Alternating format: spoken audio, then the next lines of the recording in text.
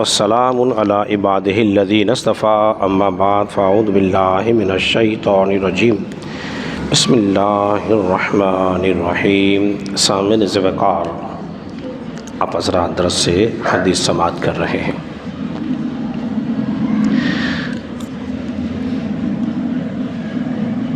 کل ہم نے درس حدیث کے اندر خصوصیت ابو بکر صدیق رضی اللہ عنہ کے حوالے سے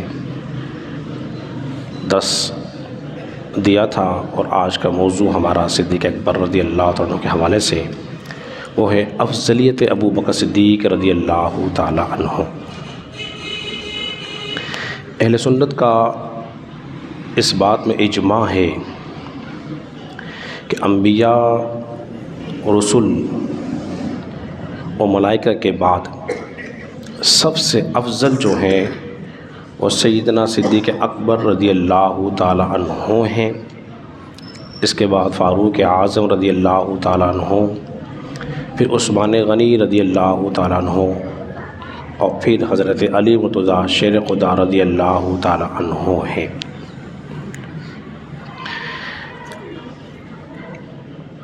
فاروق اعظم رضی اللہ تعالی عنہ فرماتے ہیں، امام ترمذی اس حدیث کو لے کر آئے، فرماتے ہیں کہ کون کہہ رہے ہیں؟ فاروق اعظم رضی اللہ تعالیٰ عنہ کہتے ہیں کہ ابو بکر صدیق رضی اللہ تعالیٰ عنہ ہمارے سردار ہیں اور ہم میں سب سے زیادہ بہتر ہیں، اور رسول اللہ صلی اللہ علیہ وسلم کو سب سے زیادہ محبوب اور پیارے ہیں۔ سردار بھی کہا، سب سے افضل بھی کہا۔ اور فاروق اعظم رضی اللہ تعالیٰ عنہ مزید فرماتے ہیں، کہتے ہیں کہ نبی کریم صلی اللہ علیہ وسلم کے بعد اس امت میں سب سے افضل ابو بکر صدیق رضی اللہ تعالیٰ عنہ ہیں، اور اگر اس کے علاوہ کسی نے اور دوسری بات کہی نہ، اگر اس کے علاوہ کسی اور نے دوسری بات کہی، دوسری بات کہنے کا مطلب یہ کہ اس نے الزام لگایا، تو پھر اس کو وہ سزا ملے گی جو مفتری کی سزا ہوتی ہے، یعنی کہ جو الزام لگانے والے کی سزا ہوگی اس کو بھی وہی سزا ملے گی۔ وہ بھی بتا رہے ہیں کہ سب سے افضل جو ہیں وہ حضرت ابو بکر صدیق رضی اللہ تعالی عنہ ہی ہیں۔ کنز الایمان کے اندر حدیث مبارکہ موجود تھی۔ ریاض النظرہ کے اندر ایک روایت اور موجود ہے، حضرت علی مرتضیٰ شیر خدا رضی اللہ عنہ سے پوچھا، اے مولا علی شیر خدا رضی اللہ عنہ، آپ ذرا یہ بیان فرمائیے کہ اس امت میں رسول اللہ صلی اللہ علیہ وسلم کے بعد سب سے افضل کون تھا یا کون ہے؟ اب مولا علی کا فرمان سنیے، فرماتے ہیں اس امت میں سب سے افضل جو ہیں سیدنا ابو بکر صدیق رضی اللہ تعالی عنہ ہیں۔ کون کہہ رہے ہیں؟ مولا علی شیر خدا کہہ رہے ہیں۔ پھر اس کے بعد فاروق اعظم ہیں، اور ان کے بعد حضرت عثمان غنی رضی اللہ تعالی عنہ ہیں۔ اسی طرح فاروق اعظم کے جو صاحبزادے ہیں عبداللہ ابن عمر، جن کا شمار جلیل القدر صحابہ کے اندر ہوتا ہے، صحیح بخاری کے اندر حدیث ہمارا موجود ہے، وہ فرماتے ہیں کہ ہم رسول اللہ صلی اللہ علیہ وسلم کے زمانے کے اندر سب سے افضل جو ابو بکر صدیق رضی اللہ تعالیٰ عنہ کو شمار کیا کرتے تھے۔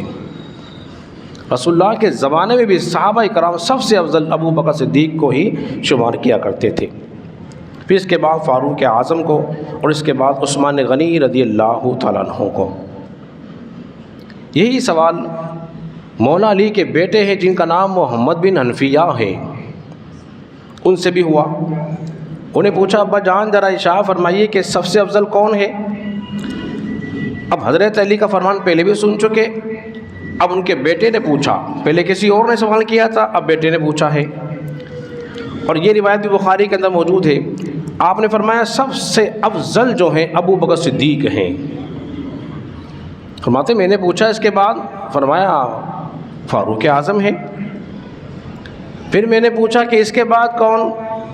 وہ سمجھ رہے تھے اب شاید اپنا نام لیں گے، لیکن مولا علی مشکل کشا نے کس کا نام لے دیا؟ حضرت عثمان غنی رضی اللہ عنہ کا۔ وہ افضل ہیں۔ فرماتے ہیں میں نے ان کے متعلق پوچھا کہ پھر آپ فرمایا میں تو اللہ کے بندوں میں سے ایک بندہ ہوں۔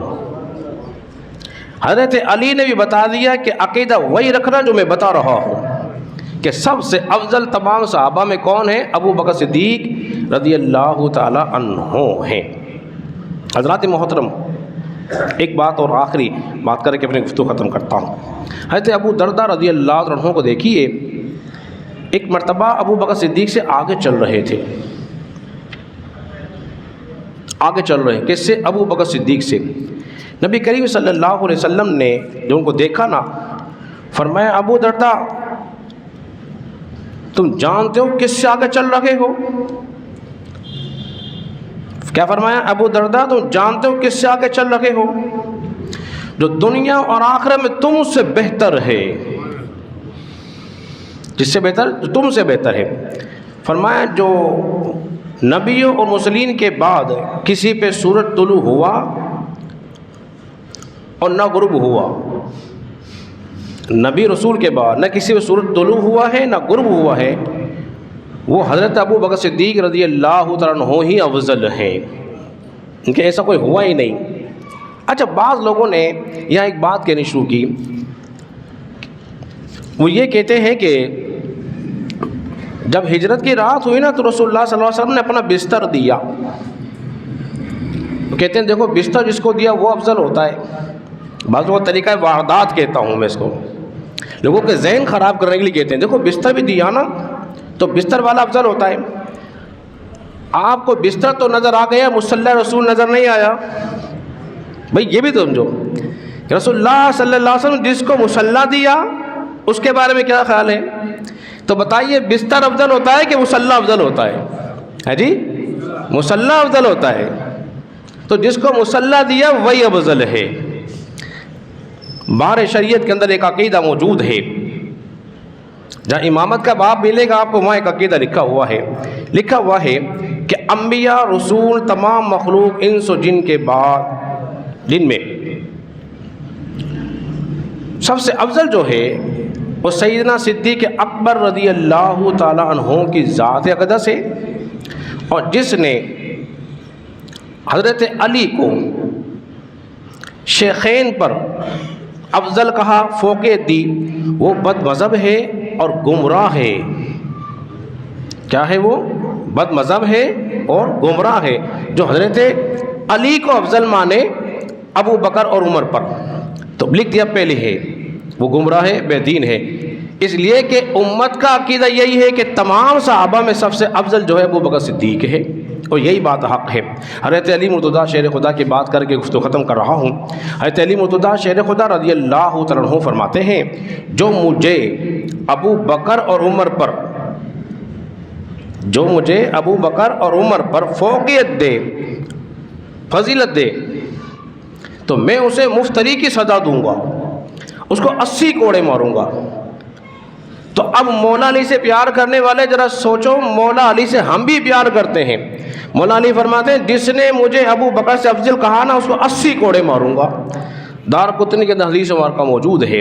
تو اب عقیدہ نظریہ کیا نکلا ان تمام روایات سے کہ تمام صحابہ میں سب سے افضل ذات جو ہے انبیاء رسول کے بعد سیدنا ابو بکر صدیق رضی اللہ عنہ کی ذات اقدس ہے، اور یہی حق ہے، اس کے علاوہ حق بولیے نہیں ہے۔